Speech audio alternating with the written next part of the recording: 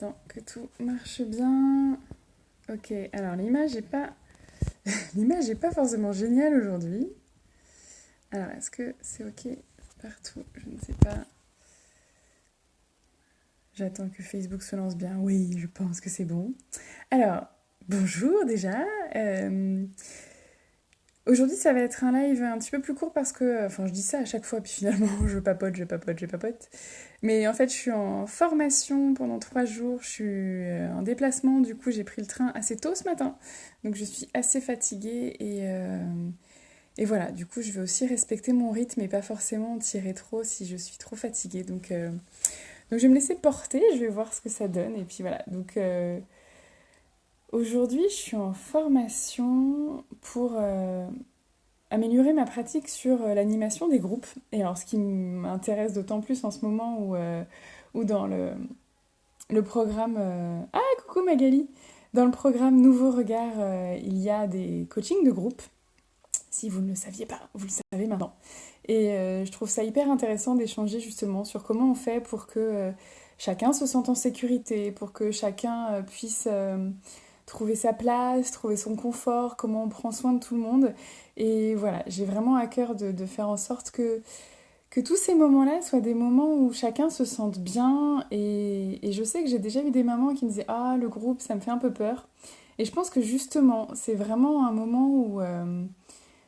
une occasion en fait de vivre ça autrement. Et c'est ce que j'expérimente aussi dans toutes les formations que j'ai fait au sein de la formation Fiosa. Et là, c'est, on va dire, c'est toujours dans la famille Fiosa.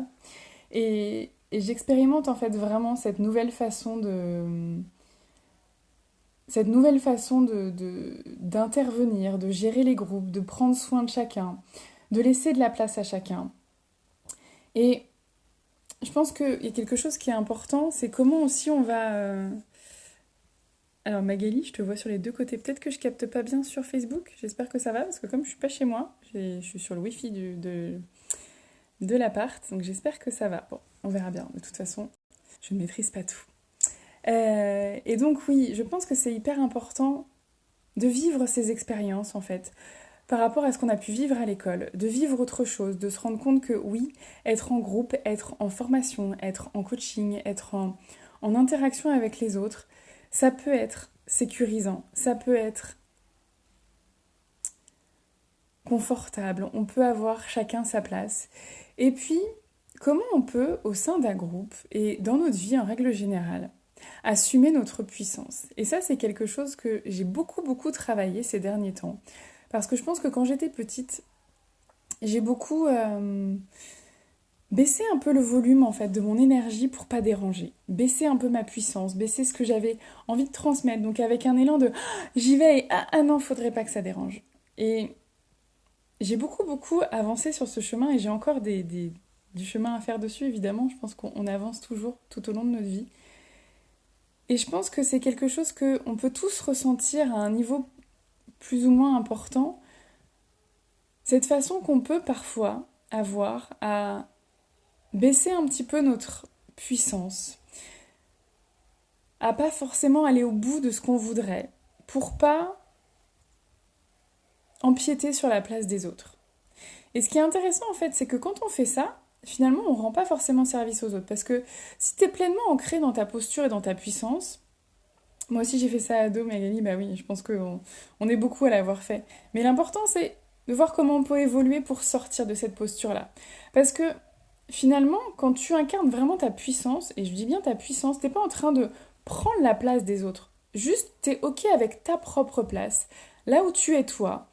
Et donc, tu permets aussi aux autres de prendre leur propre place et d'assumer leur part de responsabilité.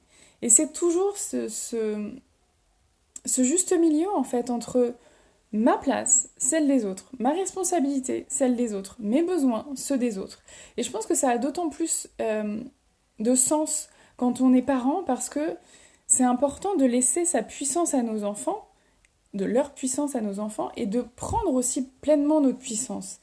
Et quand on se sent confiant, quand on se sent à sa place, quand on se sent bien, on est beaucoup plus dans une posture permissive en fait pour l'autre. C'est-à-dire que moi je suis ok, j'ai ma place, j'ai ma puissance, je sais ce qui se passe pour moi. Et donc, je peux aussi laisser la place à l'autre. À la fois prendre ma place et lui laisser sa place.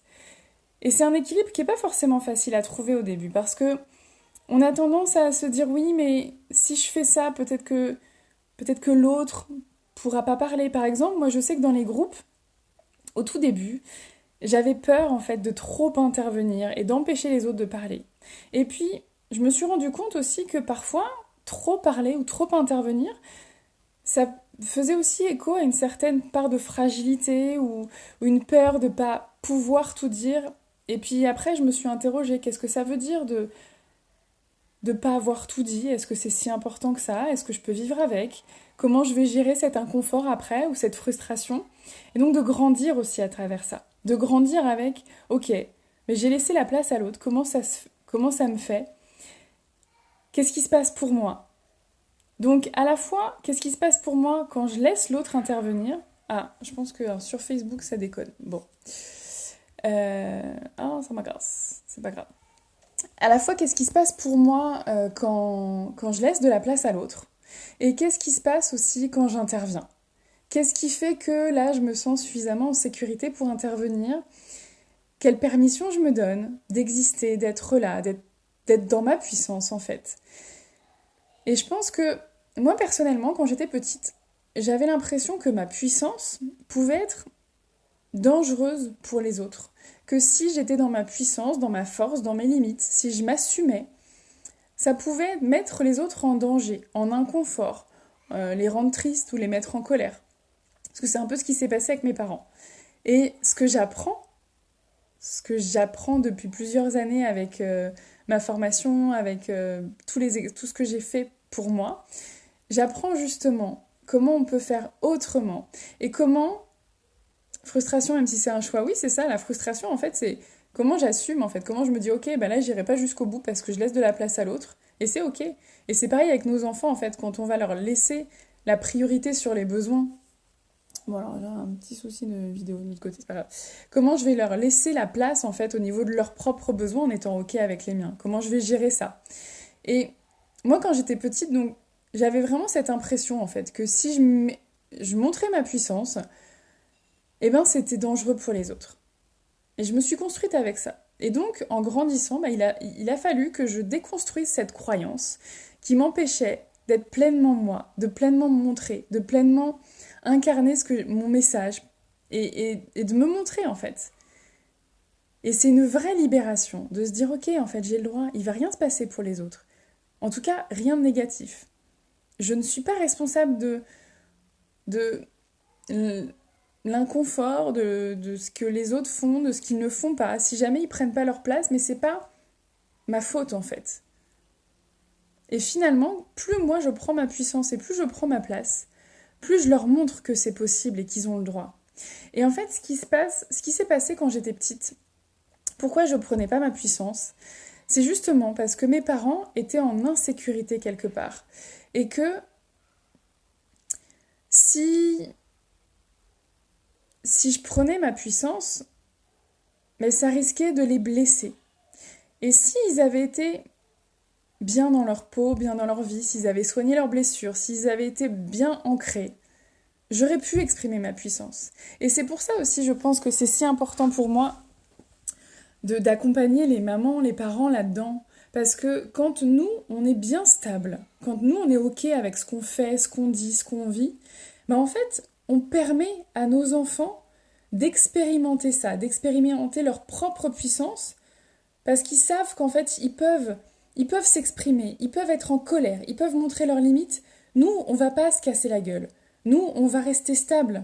Ils peuvent être en colère contre nous, ils peuvent être tristes, ils peuvent affirmer leur choix, leur position. Ça va pas nous ébranler, ça va pas nous faire de mal. Et c'est une vraie permission. Quand tu sens qu'en face de toi, ton parent, il est fragile, du coup, tu le prends en charge. Donc évidemment, ça ne veut pas dire qu'en tant que parent, il faut toujours être extraordinairement stable et tout ça. Mais quand on va se sentir moins bien, les jours où on va dire, voilà, là je suis crevée, là je suis un peu je me sens un peu fragile, émotive, triste ou énervée, susceptible, eh bien je vais poser les mots dessus pour dire à mon enfant, ça m'appartient, c'est ma part et je vais me prendre en charge. C'est pas à toi, mon enfant, de faire attention à ton comportement parce qu'aujourd'hui je suis fatiguée. Évidemment que si il est un peu plus calme, ce sera plus facile pour moi. Mais c'est pas à lui de me prendre en charge. C'est pas à l'enfant de prendre en charge l'adulte. C'est toujours à l'adulte de prendre en charge l'enfant. Enfin, de prendre en charge, d'accompagner l'enfant. Et quand je parle d'adultes qui s'occupent de l'enfant, c'est aussi nous, en tant qu'adultes, comment on va prendre soin de notre enfant intérieur, de notre partie à nous, mais justement, qui représente notre émotivité, notre créativité, notre côté spontané, tout ça en fait. Et aussi tout ce qui se passe, tout ce qui nous reste de notre enfance, de notre passé. Comment nous, en tant qu'adultes, on va s'occuper de nous-mêmes, de cette partie-là. Et plus nous, on prend soin de nous, plus on est dans notre puissance pleine et entière. Donc, notre puissance, c'est pas prendre le pouvoir sur l'autre, c'est prendre le pouvoir sur nous, guider notre vie. Mais c'est grâce à ça que nos enfants ils vont pouvoir eux-mêmes vivre leur puissance. Donc oui, pour ça, ça passe par plusieurs étapes. Et la première étape pour moi, c'est vraiment de réussir à sortir la tête de l'eau, à se redonner un peu d'énergie. Et c'est pour ça que j'ai voulu créer ce programme Oxygène à la fin du mois, là, qui commence le 25 mai. C'est vraiment cette première brique. Vraiment comment sortir du train-train quotidien, de ce cercle vicieux où on se sent complètement englué. Comment on va pouvoir en sortir un petit peu, alléger un petit peu notre mental, reprendre une respiration pour ensuite pouvoir repartir de plus belle. Voilà, c'était ça que j'avais envie de transmettre aujourd'hui. Si vous êtes intéressé par le programme Oxygène, il y a d'autres posts, enfin il y a des posts sur ma page qui en parlent, donc n'hésitez pas ou à me contacter ou à Magali, tu seras là, ça va être top. Mais franchement en plus je sais que ça va être un super moment parce que voilà, l'idée c'est vraiment d'alléger des choses, on va vivre des expériences ensemble,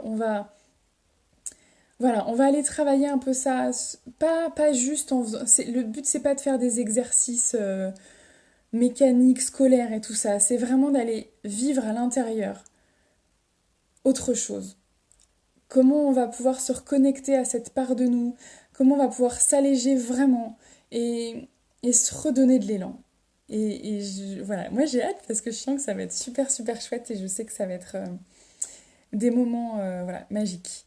Donc si ça te parle et que tu n'es pas encore inscrit, le tarif préférentiel c'est jusqu'au 15. Alors juste je ne sais pas exactement à quelle heure le 15 ça change parce que c'est moi qui ai programmé mais je ne maîtrise pas tout bien. La programmation, je ne suis pas informaticien. Donc n'hésite pas à m'envoyer un message en privé pour me demander ou sinon tu as toutes les infos sur les posts avec le code de promotion qui est valable jusqu'au 15. Et après le 15, le prix changera, mais ce sera toujours accessible. Voilà, oh, du bruit dehors. Je vous souhaite une très très belle soirée et je vous dis à très bientôt. Et merci Magali d'avoir été là. À bientôt. Ciao.